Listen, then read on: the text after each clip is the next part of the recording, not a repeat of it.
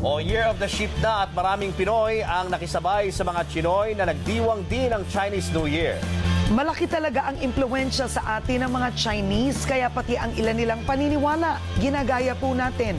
At dito ang Chinese New Year, may sariling bersyon ng Dragon at Lion Dance ang ilan nating kababayan.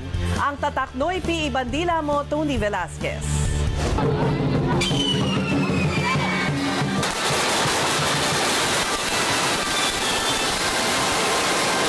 Muling sumayaw ang mga dragon at leon sa pagdiwang ng mga Chino sa kanilang bagong taon.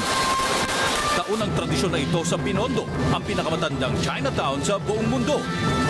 Kailangan nila maging maliksi para masungkit ang nakabiting salapi. Ang gantimpala sa kanilang nakahihingal na sayaw, perang papel sa loob ng mga angpaw. Pero sa kabilang kalsada, ibang klaseng mga dragon ang nakikisaya. Kasama si Wonder Woman sa mga dragong bakla. Tunay pang apoy ang kanilang binubuga. Buong tapang na inilalapit sa mata ang sulo, hindi man lang napapaso ang tila nito. Di na kailangan ng siling labuyo para maging hot and spicy ang New Year na ito. Sa di kalayuan, nakikikunghey Pat Choi si Batman. Istulang taong grasa na tinubuan ng pakpak. Sa halip na pandirian, naghahatid pa ng galak. Kahit mga batang lansangan nakiuso sa sayawan.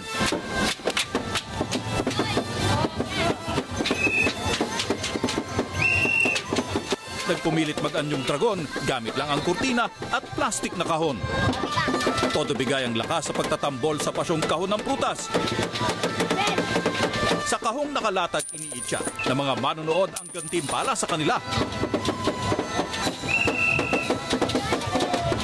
Ang effort nila'y hinangaan, may naghulog pa ng 100.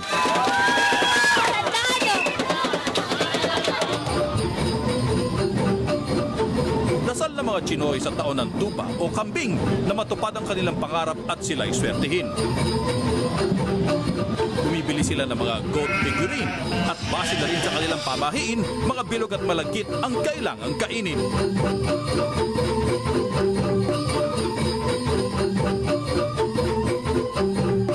Pag-alay nila ng insenso at dasal sa mga templo, hangad ng mga Chinoy na sila'y umasenso. Pero hindi basta umaasa ang Chinoy sa swerte. Mas bilib sila sa moto ng dating nag-ambisyong magpresidente.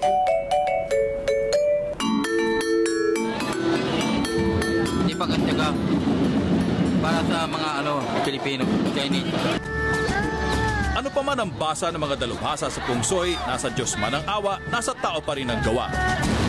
Para ang 2015 ay tuloy-tuloy na maging Kunghey Pat Choi. Yeah, boy. Tony Velasquez, ABS-CBN News.